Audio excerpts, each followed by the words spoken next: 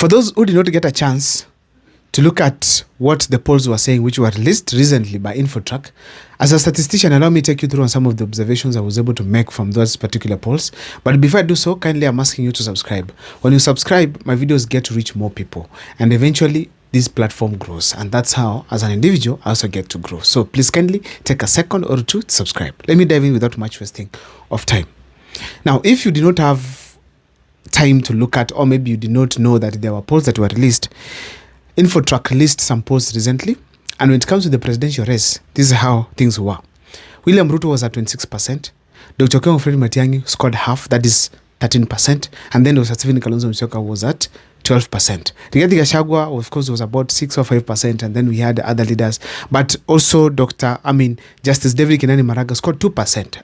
Dismal performance, and it's constant, which means Maraga does not have an increment when it comes to his popularity. He has been at 2% all along. When Mizani produces its polls, he's at 2%. When I personally even do polls online, he's at 2%. When I look at the InfoTrack polls, he's at 2%. So meaning, I think it's time for Justice David Kinani Maraga to agree that it is not now his time. He needs to step down and probably support someone else. Now, apart from Justice David Kinani Maraga's performance, ladies and gentlemen, William Ruto maintained a significant lead above all these others. At 26%, that is huge. For these people to cover 13% more, sio mchezo. And considering that William Ruto is marketing himself day by day, reaching out to people day by day, it's not easy. But still, it can happen that if these people of the opposition side increases their pace, they can be able to catch up with him.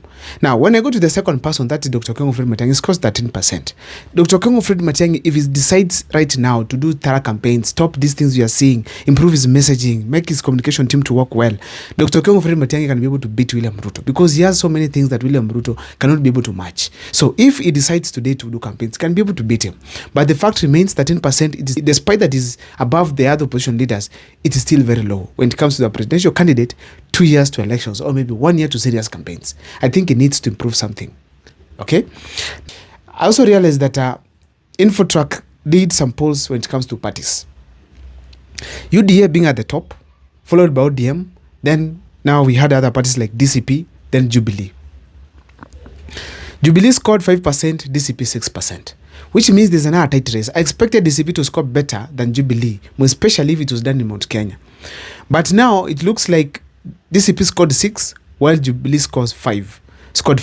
So this means that in Mount Kenya region, it's not guaranteed that you are going to have purely the Jubilee party dominating or even the DCP party dominating. There might be at some point where they're going to divide seats across the Mount Kenya region. And even when it comes to Kenya, it means that Jubilee is not so popular to an extent that we can say Matiang'i made one of the best decisions. Being at 5%, it's not easy to take a party that is 5% all the way to even 50%. Sio mchezo, considering its history.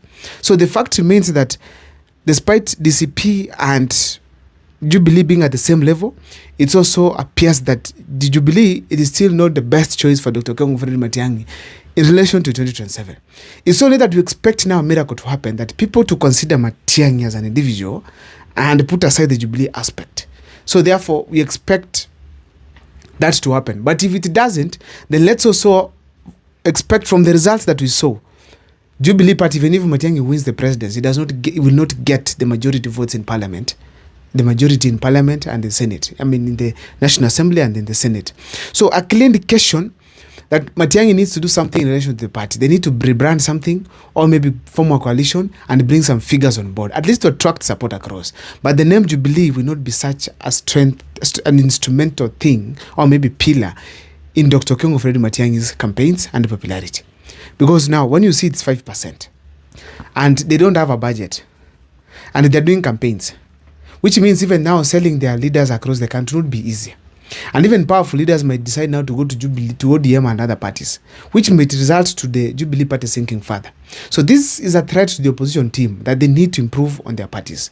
Now, when it comes to DCP party, now in Mount Kenya, they need to work very hard to ensure that at least they maintain the popularity.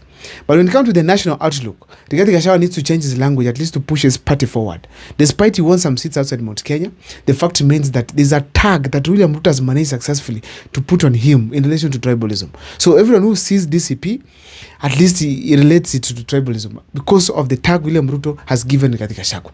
Apart from that, ladies and gentlemen, I also have a strong feeling that when it comes to the parties of this country, it needs some key figures. And Rigathi Gachagua has not attracted some political figures, key figures who can be able to attract support to his party. So he needs to open up his wings and his doors to allow many people who are like-minded and actually who are able to push the party forward to be part of the party, to feel at home. But these instructions that he gives, commands and stuff, they should come to an end for him at least to build the party for it to move forward and challenge William Ruto come 2027. Ladies and gentlemen, another thing I noted is this. Of course, I've done a video on this, but I also said, where I said that Dr. Okengo Fred Matiang'i beat Kalonzo Musyoka. That means, so far, if the elections were supposed to be held tomorrow, Dr. Okengo Fred Matiang'i was supposed to be the flag bearer of the opposition team. Not Kalonzo, not Gachagua, not Maraga, not any other person. It is Dr. Okengo Fred Matiang'i. Compared to other polls that we've been having, Matiang'i has improved. Not so significant, but he has improved. And Kalonzo has dropped. Now, considering to William Ruto's side, he scored 26%, the opposition the first so-called 13, half, which means William Ruto is way far much ahead. And if William Ruto has scored more than those people now, it won't be easy to get him out. Why? This guy was to score bad now, because now going forward, he's trying to do things that would wink people towards his side. Things that are going to ensure that at least he's getting support, launching roads left and center, bringing the slogan for Singapore, going forward again to reach out to churches. He has also some youthful leaders who are coming to the ground. William Ruto is giving money in churches right, left and center. He's now going to launch some roads which are major. Those are some of the things he's going to do to at least attract some support. So if they need to beat William Ruto, they need to work very hard. Another thing that InfoTrack was able to show us, it's the popularity of leaders in Luo Nyanza in relation to becoming the leader of ODM and of course becoming what you call the kingpin of Luo Nyanza. Amongst all other leaders including Anyang' Nyong'o, James Orengo, Gladys Wanga, Oburu Odinga and many others, the fact remains that Babu Owino is above all of them and is cost at 3%, including Raymond Omolo. A clear indication that Babu Owino is the most popular leader. And I did a video before and I told the Luo people that if you let Babu Owino lose popularity, he sinks completely. You're not going to have a leader at all. If you see the performance of all these other leaders, 5-2-1, 5-2-1, the fact means that they're not going to influence any leadership within any, actually, they're not going to give any direction in the people, to the people of Luo Nyanza. Nobody is influential to that level. Babu Owino is almost somewhere. So if they want to really maintain the Luo Nyanza relevance, let them support Babu Owino, because he has already scored higher than all of those people. If they don't listen to the people, and I'm telling you, statistics, if these things were done genuinely, they never lie. If they don't listen to the people and endorse Babu Owino, they're lost. They're done. Even Opiyo Wandayi will lose relevance. He's ejected out of government as a minister. He goes to the social media to complain, or maybe at the press conferences, but nobody's there to back him, because when the people speak, you ignore them. Same thing to Mbadi, same thing to Joho.